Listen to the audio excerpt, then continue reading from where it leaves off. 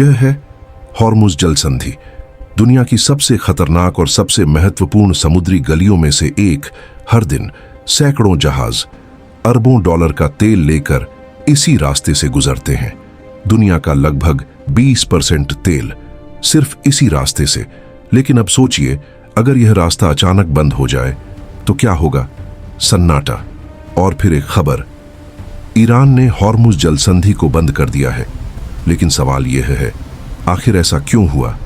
कहानी की शुरुआत होती है एक मौत से, खामनेई की मौत, जिसने ईरान के अंदर एक बड़ा सत्ता संघर्ष पैदा कर दिया। देश के अंदर गुस्सा, अस्थिरता और बाहरी दबाव, और इसी बीच ईरान एक ऐसा फैसला लेता है जो पूरी दुनिया को हिला देता है। हॉर्मुज़ जल संधि को बंद करना। तेल से भरे जहाज समुद्र में खड़े हैं, आगे नहीं बढ़ पा रहे।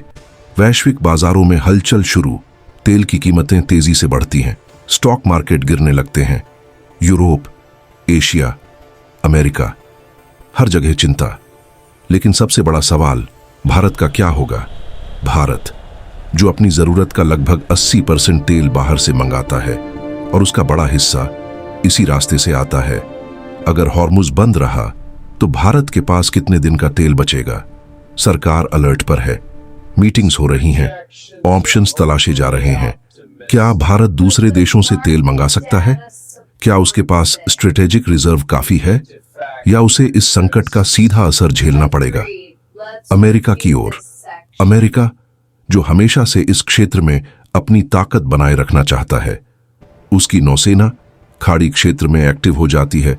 एयरक्राफ्ट कैरियर, डिस्ट्रॉयर जहाज, ड्रोन निगरानी, और एक बयान आता है, इंटरनेशनल वाटरवे को बंद नहीं होने दिया जाएगा।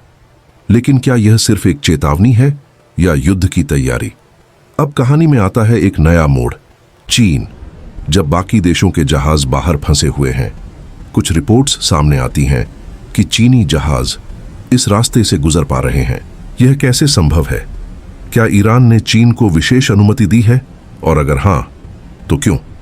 यहां से कहानी और गहरी हो जाती है। पिछले कुछ सालों में ईरान और चीन के बीच रिश्ते बहुत मजबूत हुए हैं। तेल के बदले निवेश, इंफ्रास्ट्रक्चर डील्स, लंबे समय के समझौते। चीन को सस्ता तेल चाहिए और ईरान को एक ऐसा साथी जो अमेरिका के दबाव के सामने खड़ा रह सके। तो क्या यह सिर्फ व्यापार है या एक रणनीतिक गठबंधन? क्या चीन इस संकट में ईरान की मदद कर रहा है या वह सिर्फ अपने फायदे देख रहा है? ईरान, अमेरिका और चीन तीनों के अपने अपने लक्ष्य। ईरान दबाव बनाना चाहता है, अमेरिका नियंत्रण बनाए रखना चाहता है और चीन मौके का फायदा उठाना चाहता है। लेकिन इस खेल में सबसे बड़ी कीमत कौन चुका सकता है? दुनिया की अर्थव्यवस्था। अगर तेल की सप्लाई रुकती है तो सिर्फ पेट्रोल महंगा नहीं होगा, खाने पीने की चीजें, ट्रांसपोर्ट, इंडस्ट्री, सब पर असर पड़ेगा। और यही वह बिंदु है जहां यह एक क्षेत्रीय संकट नहीं बल्कि ग्लोबल खतरा बन जाता है। अब सवाल वापस भारत पर आता है। भारत क्या कर सकता है? क्या वह अमेरिका के साथ खड़ा होगा या ईरान से अपने रिश्ते बनाए रखेगा? क्या वह रूस या अन्य देशों से तेल ले सकता है? क्या वह अपने समुद्री रास्तों को डाइवर्सिफाई करेगा या फिर उसे इस टकराव के बीच संतुलन बनाना होगा? समुद्र, जहाज और बढ़ता हुआ तनाव। हर दिन नई खबरें, नई हलचल।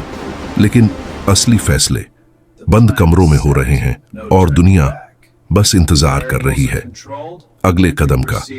क्योंकि हॉर्मुज़ जल संधि सिर्फ एक रास्ता नहीं है, यह वह नस है जिसमें बहता तेल पूरी दुनिया की अर्थव्यवस्था को जिंदा रखता है।